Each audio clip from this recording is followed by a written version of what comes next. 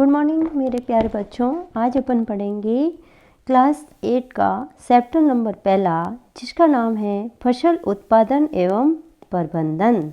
फसल का उत्पादन कैसे होगा और उस उत्पादन होने के बाद अपन उसका प्रबंधन किस तरह करेंगे, इस चैप्टर के अंदर अपन ये चीज़ पढ़ेंगे।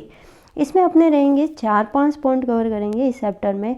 तो मैं आपको पहले आइडिया दे देती हूँ कि अपन इस अध्याय के अंदर कौन कौन से पॉइंट को कवर करेंगे और क्या है, ताकि आपको पता रहे मैं पढ़ाऊँ उससे पहले कि अपन को क्या क्या पढ़ना है। ठीक है, तो ये रहेगा आपका कि अपन को पहला पॉइंट है वो ये रहेगा कि फसल किसे कहते हैं, आखिर फसल होती क्या है, ये चीज़ पढ़ेंगे कि फसल किसे कहते हैं। दूसरा पढ़ेंगे कि फसलों का वर्गीकरण अपन कितने भागों में करते हैं। फसल वर्गीकरण मीन्स फसल कितने प्रकार की होती है मुख्यतः, तो फसल के प्रकार जो है वो पढ़ेंगे अपन इसमें। रबी की फसल क्या होती है और खरीफ की फसल क्या होती है, इन 2 पॉइंट को इसमें कवर करेंगे।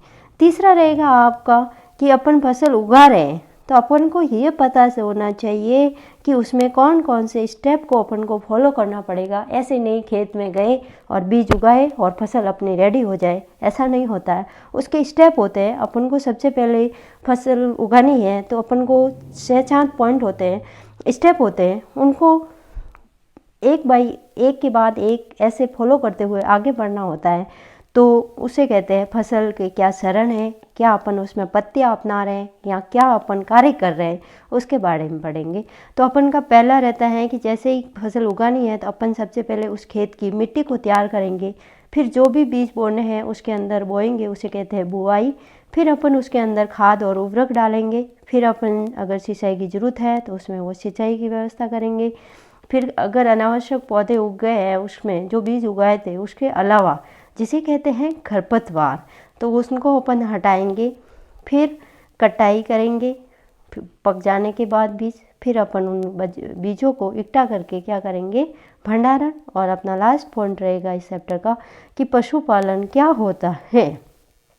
ठीक है बच्चों, तो अपन बढ़ते हैं। आज अपन पढ़ेंगे कि फसल किसे कहते हैं, क्या होती है फसल।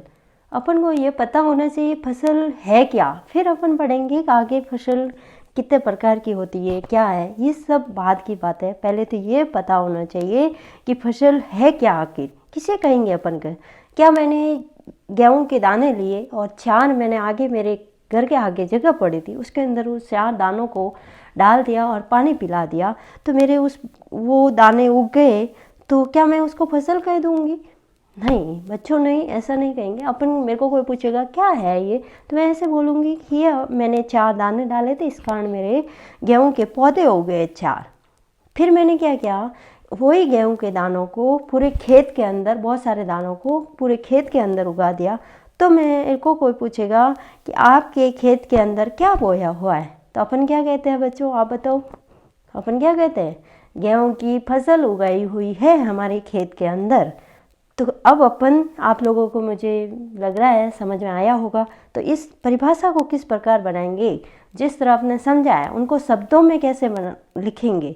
तो जब एक ही किस्म के पौधे, किस्म मतलब एक जैसे पौधे किसी स्थान पर बड़े पैमाने पर उगाए, मीन्स बड़ी जगह पर उगाए जाते हैं, तो इसे अपन क्या कहते हैं, फसल। क्या कहते हैं, फसल।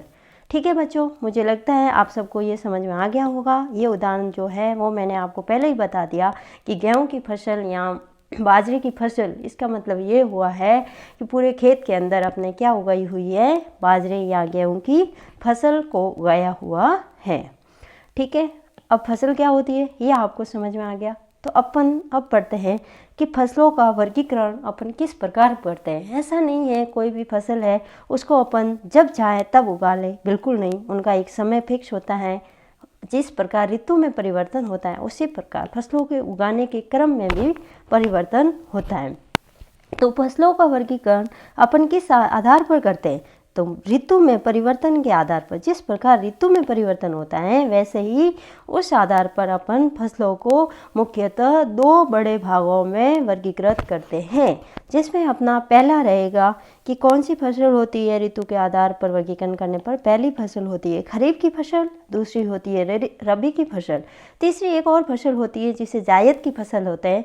ये सिर्फ आप नाम ध्यान रखना, जो कि रबी की फसल के बाद उगाई जाती है बरसात होने से पहले तक, वो आपकी किताब में नहीं था, इस कारण मैंने उसको लिया नहीं। तो अपन को ये पढ़ेंगे कि खरीफ की फसल क्या होती है, तो कौन सी ऋतु में अपन खरीफ की फसल उगाते हैं।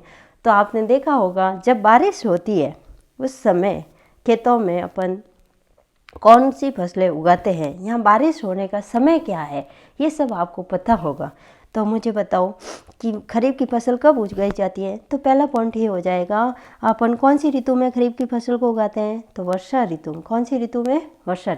अब बच्चों आप मुझे बताओ कि वर्षा ऋतु कब से कब तक चलती, कौन से महीने से कौन से महीने तक बारिश हो सकती है। आप सबको पता है इसके बारे में, तो मुझे लगा होगा आप सब ने सोचा होगा इसके बारे में। आप सबको पता है कि अपन जून महीने से बारिश का इंतज़ार करना स्टार्ट कर देते हैं। किसान ये सोचता है कि बारिश होगी अब, तो कौन से महीने से, जून महीने से अपन वेट करना स्टार्ट कर देते हैं। कहाँ तक चलती है, सितंबर महीने तक बारिश हो सकती है। तो इसका टाइम पीरियड क्या हुआ खरीफ की फसल का, जून से सितंबर महीने तक कौन सी फसल उगाएंगे, खरीफ की फसल। अब मुझे बताओ, आप सब खेतों में देखते हो, अपने स्कूल आते हो तब आसपास खेतों में जब बारिश का समय होता है तो कौन सी फसल देखते हैं अपन खेतों में। आप बताएंगे, सोचेंगे इसके बारे में। सब ने, मेरे को लग रहा है, मेरे को उम्मीद है कि आप सबको पता है, आप सब ने सोचा होगा। सबसे पहले बोलेंगे आप बाजरा। बाजरा सब देखते हो आसपास खेतों में। फिर अपन देखते हैं उसके अंदर मूंग, मोठ, ग्वार है, मूंगफली है, कपास है, मक्का है। ये सब कब उगाया जाता है, वर्षा ऋतु में। तो ये सब किसके उदाहरण हुए, खरीफ की फसल के। किसके उदाहरण हुए, खरीफ की फसल के। ठीक है बच्चों, आप सबको समझ में आ गया होगा खरीफ की फसल किसे कहते हैं, उसका समय क्या होता है और उसके उदाहरण क्या होते हैं। ये 3 पॉइंट आपको इसमें आने चाहिए। फिर है रबी की फसल। रबी की फसल कब उगाई जाती है, कौन सी ऋतु में अपन रबी की फसल को उगाते हैं।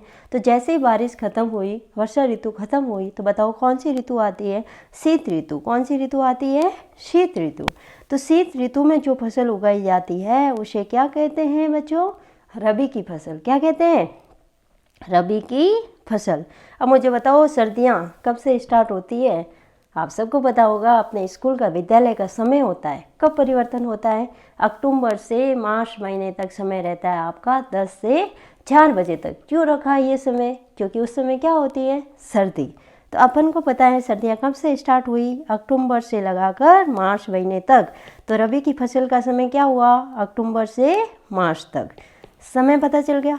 अब मुझे बताओ सर्दियों के समय जहाँ पे पानी होता है, क्या होता है, खरीफ की फसल होती है उसमें तो वर्षा ऋतु होती है, तो बारिश पे ही डिपेंड करती है वो पूरी फसल, कि बरसात होगी तो हो जाएगी फसल, अगर नहीं हुई तो नहीं होगी।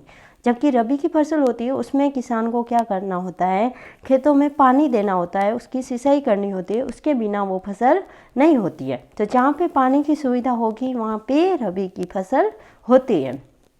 तो अपन ने देखा होगा जिनके कुएं वगैरह हैं वो कौन सी फसल उगाते हैं सर्दी ऋतु में। तो आपने देखा होगा गेहूँ की फसल उगी हुई होती है। और अपन सने होते हैं ना, चना, कच्चे चने के बीज अपन को मार्केट में मिलते हैं, या किसी खेतों, जिनके खेत हैं उनके खेतों में होते हैं। अपन उनको उखाड़ के फिर पका के खाते हैं कच्चे चने के बीजों को। तो कौन सी फसल हुई, चना, रबी की फसल। मटर मिलते हैं, कब मिलते हैं, सर्दियों में। तो कौन सी फसल हुई, रबी की फसल। सरसों के खेत आपने देखे होंगे, पीली सरसों के खेत लहराते हुए, तो अपन कब देखते हैं, सर्दियों में देखते हैं। इस कारण ये कौन सी फसल हुई, रबी की फसल है। जीरा आपने देखा होगा, अलसी है, ये सब किसकी फसल हुई, कौन सी फसल है, रबी की फसल।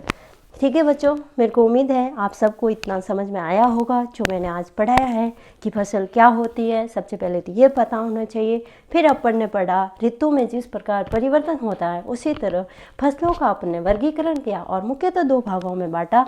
और जो भाग थे अपन ने कवर किए, खरीफ की फसल क्या होती है, रबी की फसल क्या होती है, इसके बारे में पढ़ा।